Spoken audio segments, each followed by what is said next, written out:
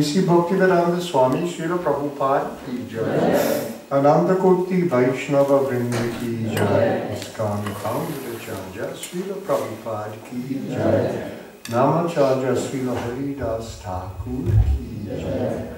Vemsiko Hosi Krishna Chaitanya Prabhu Nityananda Sri Advaita Gadadhara Sri Vasadi Sri Gaura Bhaktarinda ki jai. Sama Veda Bhaktarinda ki jai. Gaura Premanande. All glories to the assembled devotees. All glories to the assembled devotees. All glories to the lotus feet of Sri Sri Guru and Gauranga.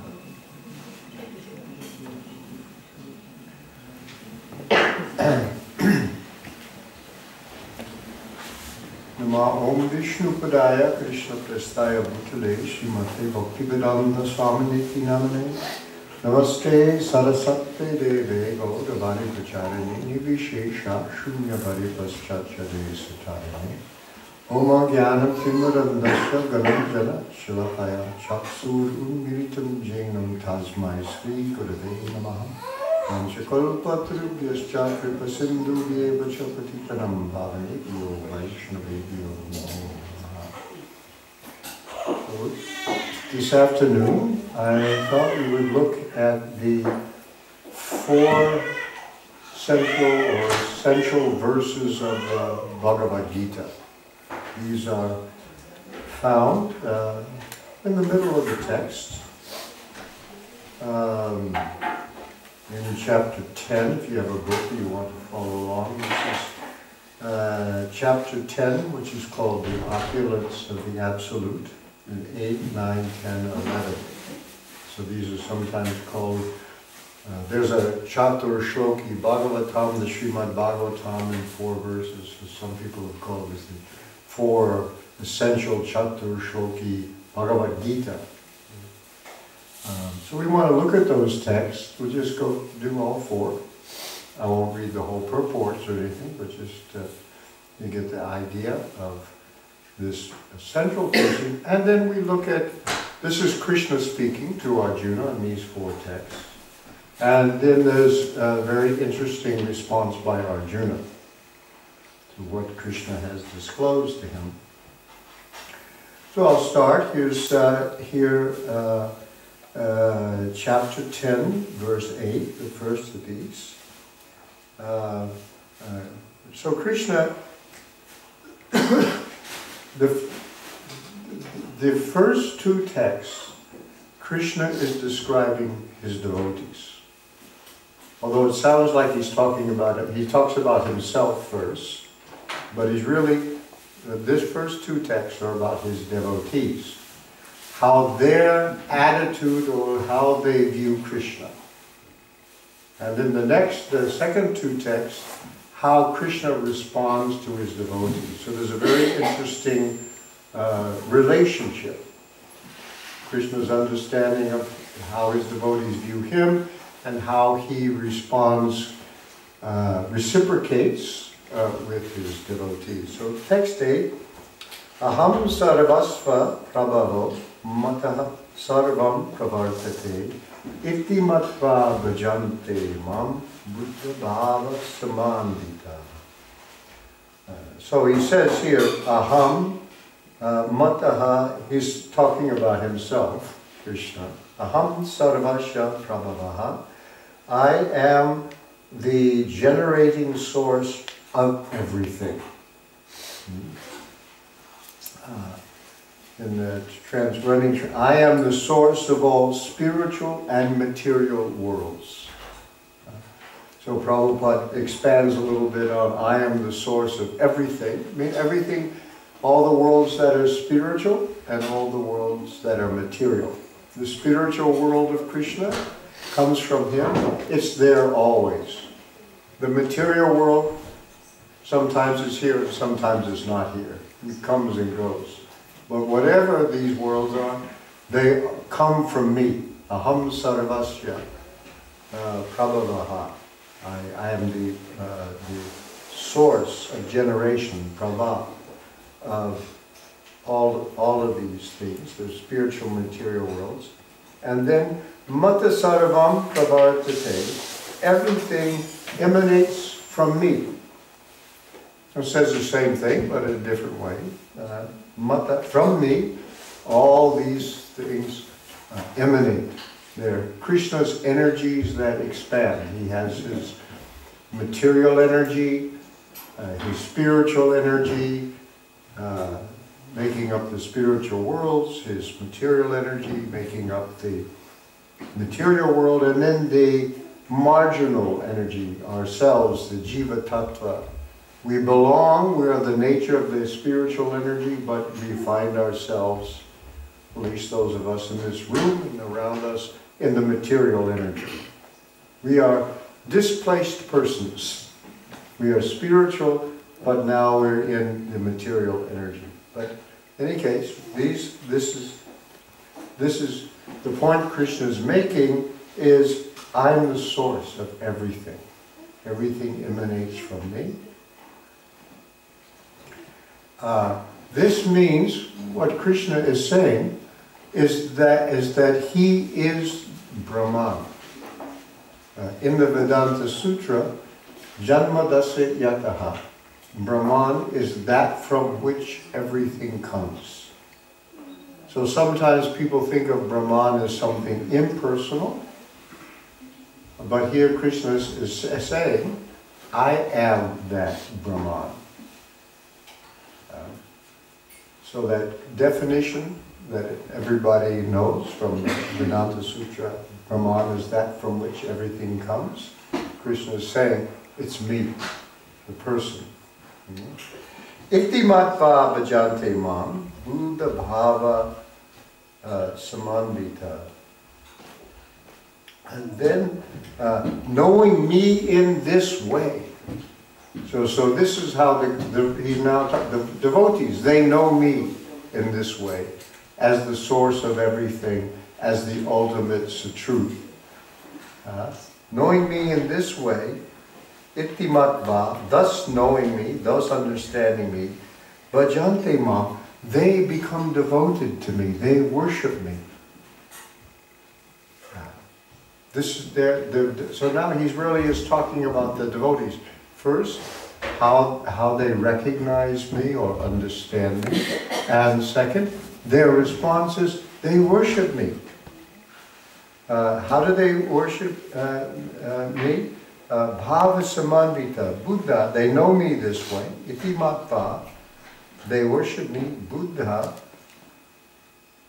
The devotees are described here as Buddha, from which we get the word Buddha from, the same root, that they are smart, they're realized, they're learned. Prabhupada in the word for word, Buddha, the learned, or he says the wise, those who are wise,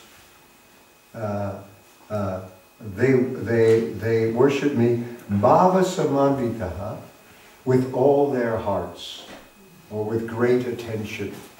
You can take it anyway. So, I am the source of all spiritual and material worlds. Everything emanates from me. The wise who perfectly know this engage in my devotional service. This is bhajante mam. They worship me. And worship me with all their hearts. So here's Krishna's first discussion of what the devotees do. And therefore, and in his purport, which is a little long, I won't read it, but just to show that what the devotees are doing is not weird or off the map, he quotes from the Vedas and the Upanishads and so many other texts which confirms what Krishna is saying here.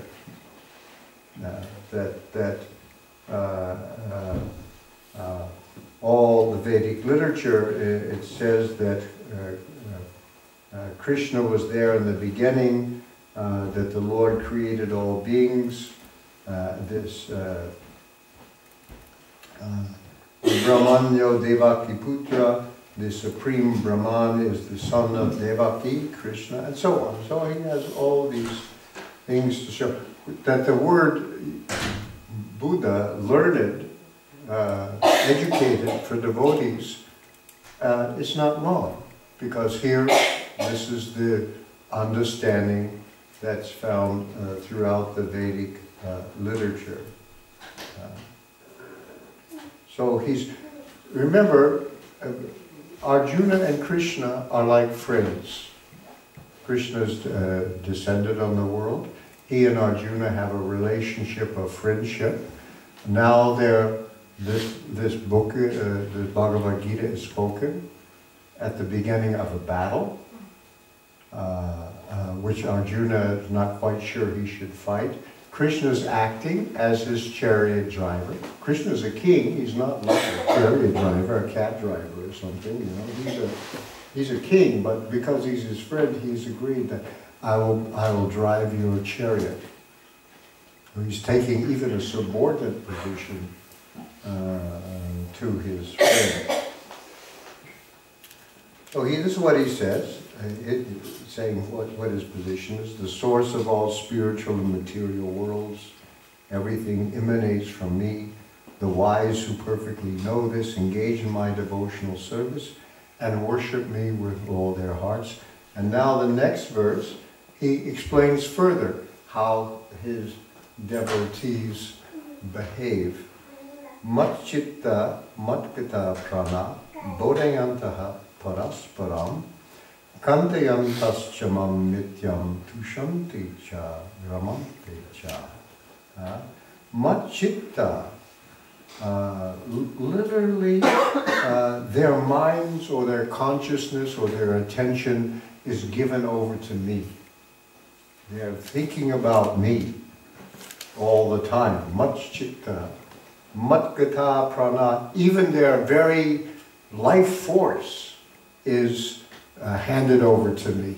They've dedicated their prana, their life force to Krishna. Prabhupada translates this: the thoughts of my pure devotees dwell in me, and their lives are fully devoted to my service. So when Prabhupada translates this, he expands upon the meaning, but the Sanskrit is just, matchitta, matgata prana, very few, very condensed. Bodhayantaha parasparam, and they are enlightening each other. The same word that's been used for Buddha, the devotees, as wise. The same root is their bodhayantaha. They enlighten one another, or in the word for word, Prabhupada translates this bodhayantaha as preaching. Parasparam, among themselves, but parasparam means each other, literally. They are enlightening one another. Kantayascha chamam nityam, and talking about me. Nityam, regularly or all the time. Nityam can mean either continuously or on a regular basis.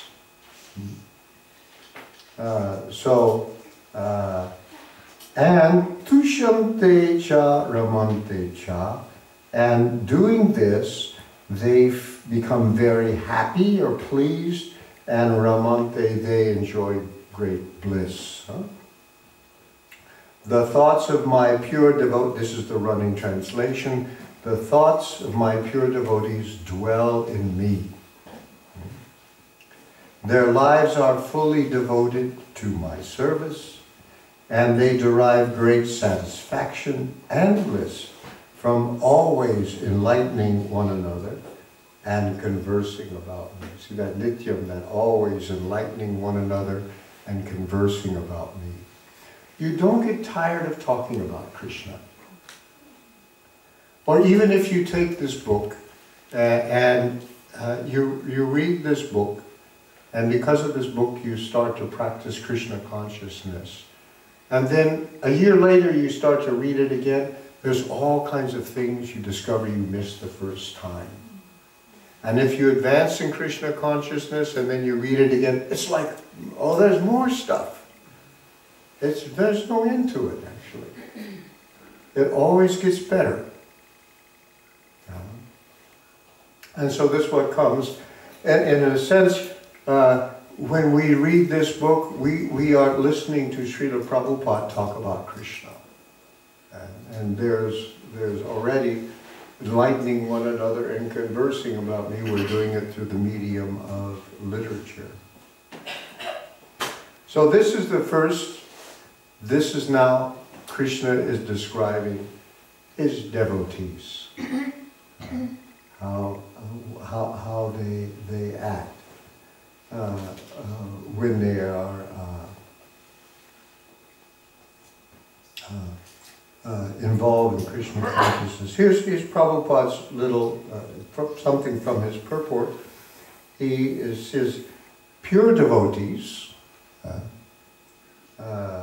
whose characteristics are mentioned here, engage themselves fully in the transcendental loving service of the Lord. Their minds cannot be diverted from the lotus feet of Krishna. That becomes, as we would say, the default setting. If you have to think about something else, who's going to repair the washing machine or something like that, your mind may have to go away, but then it comes immediately back to Krishna again. Whenever you may have to think about something else, this is the default setting, is Krishna. Their minds cannot be diverted from the lotus feet of Krishna. Their talks are solely on the transcendental subjects. So anyway, you can read this for yourself. Prabhupada gives how gradually one will develop to this by practicing Krishna consciousness. You receive the seed of it, you begin practicing that practice, just sitting down and chanting Hare Krishna, which is, all you have to know is 3 words, Hare Krishna Rama. And you start chanting. And because Krishna is present in his names and is the supreme pure, we become purified. And as we become purified, we will begin to feel our relationship with Krishna. We can experience ourselves as a spiritual being. Our consciousness becomes clearer. Right now, everything in the world is conspiring to fill our consciousness with garbage. So by chanting Hare Krishna, the garbage gets chased out. When the consciousness becomes clear, we can understand this idea, aham brahmasmi, that I am spirit, and I am a spiritual being. That means I'm not the body. I am a spirit soul. That means I'm not this body. It also means, by the way, I'm not the mind, which is even better news. When we, according to the descriptions in the Vedas, when we transmigrate from one body to another, but we bring with us the subtle body. The mind is called the subtle body, the Shukshma Sharira. This is the Stula Sharira, the gross body. And then there's a subtle body. So when we change bodies at the time of death, the gross body goes, but we take the subtle body with us. So it's been with us for a very long time. When we are liberated from the subtle body, freed from the subtle body, then we go back to God, and then we're liberated. But otherwise, the subtle body, which is full of so many desires and hates and longings and resentments and anger, and who knows where we've been and what we've done. Like people wake up in the morning drunk after a party. My God, I did something horrible. I can't remember what it is. We come into this world and we've got a history which we don't remember. but that's there in the subtle body. So that's brought with us. So there's all kinds of garbage in there. So that garbage starts to go away when we chant Hare Krishna. And our consciousness becomes clear.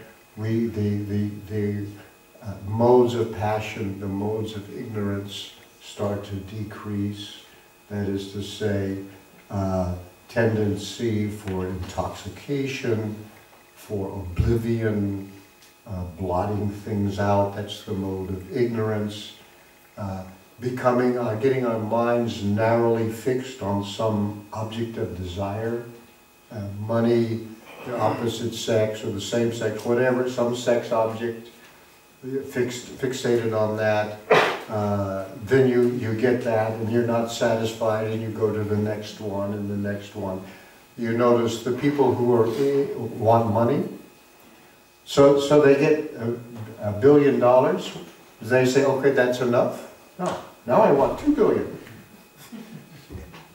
It goes on. This is the mode of passion. It burns like fire and is never satisfied. So what chanting Hare Krishna does, the symptom is that you will see the modes of passion and modes of ignorance decrease. If you're chanting with a little bit of attention and care, this will decrease. And the mode of goodness will become more and more prominent, and then you can begin to actually have actual knowledge. That's what will happen. This is how we get to this position that's being described here, of being completely in love with Krishna, because then you discover yourself as a spiritual being, and we are the Atma, but with every Atma there's a Paramatma, the super soul, who's in everyone's heart. And that Paramatma also becomes realized. That Paramatma is a partial aspect of Krishna. So these things can be discovered. This is the method. People say, oh, I don't know if there's a God, show me God. This is how you see God. This is the way.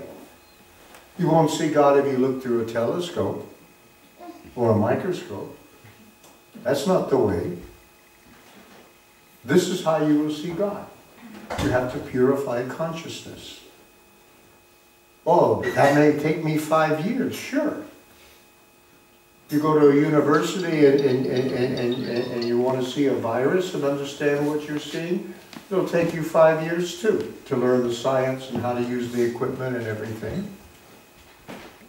This could take you actually no time at all if we're really serious.